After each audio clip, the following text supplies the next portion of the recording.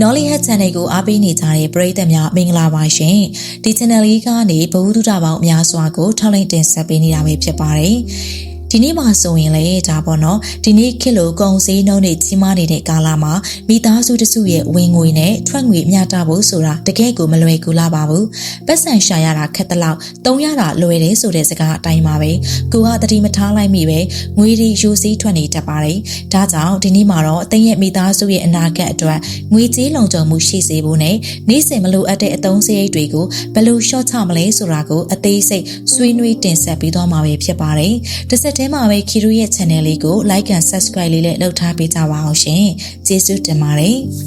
ပထမဦးဆုံးနဲ့အရေးကြီးဆုံးအချက်ကတော့စည်ရင်းစရာပါပဲတချို့ကထင်ကြပါတယ်စည်ရင်းမှတ်ရတာအလုပ်ရှုပ်တယ်ပေါ့ဒါပေမဲ့စည်ရင်းမရှိရင်ဘယ်နေရာမှာငွေတွေပိုသုံးမိနေတယ်လဲဆိုတာကိုဘယ်တော့မှသိနိုင်မှာမဟုတ်ပါဘူးဒါကြောင့်လစဉ်အိမ်အသုံးစရိတ်စည်ရင်းစာအုပ်တအုပ်ထားပါဒါမှမဟုတ်ဖုန်းထဲက application တစ်ခုခုသုံးပြီးတော့မှတ်ပါ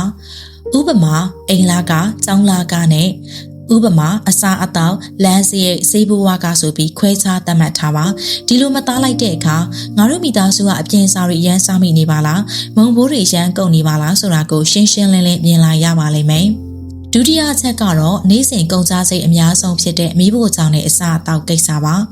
နံပါတ်1အိမ်မှာပဲချက်ပြုတ်စားတော့ပါအပြင်ဆိုင်တွေမှာစားတာပါဆယ်ဝယ်စားတာတွေကတခါတလေတက်တာတလို့ထင်ရပေမဲ့ရေရှည်မှာကျန်းမာရေးနဲ့လည်းမညီညွတ်သလိုငွေကုန်ကြေးကြလည်းအရှမ်းများပါတယ်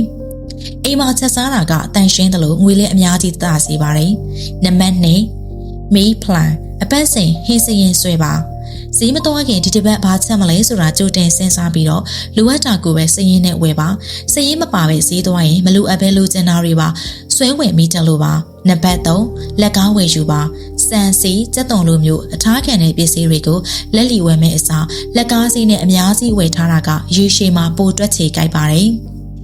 တတိယအချက်ကတော့လစဉ်ပေးဆောင်ရတဲ့ဘေးတွေကိုရှော့ချခြင်းပါလျှက်စစ်မီမလိုအပ်တဲ့မီးလုံးတွေကိုပိတ်ထားပါ TV ကွန်ပျူတာစတာတွေကိုမသုံးရင်ပလက်ဖြုတ်ထားပါလေးပေးဆက်အေကွန်ဖွင့်မဲ့အစားပန်ကာကိုပို့သုံးပေးပါဖုန်းပင်နဲ့အင်တာနက်မိသားစုဝင်တွေအားလုံးအတွက်လိုအပ်တဲ့ပမာဏနဲ့ကိုက်ညီမဲ့ package တွေကိုသေချာရွေးချယ်ဝယ်ယူပါ Wi-Fi တက်ထားရင်ဖုန်း data ထပ်မဖြည့်မိအောင်သတိထားပါ